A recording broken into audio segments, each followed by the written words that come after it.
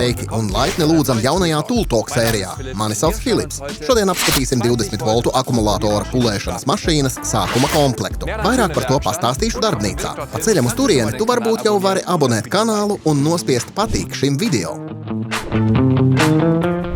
Sākuma komplektā bez ierīces ietilpst akumulātors, lādētājs, 2 pulēšanas sūkļi un uzgriežņu atslēga. Pulēšanas paliktni vari pavisam vienkārši uzskrūvēt uz ierīces. Pēc tam pulēšanas sūkļus vienkārši piestiprini pie līmlentes velcro virsmas. Ar regulēšanas riteni var izvēlēties 6 dažādas iekārtas ātruma pakāpes. Pulēšanas iekārta ir lieliski piemērota skrāpējumu labošanai vai lakas atsvaidzināšanai.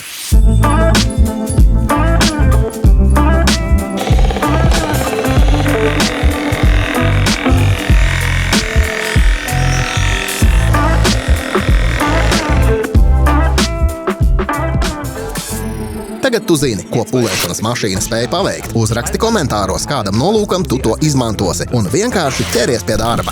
Tu to vari!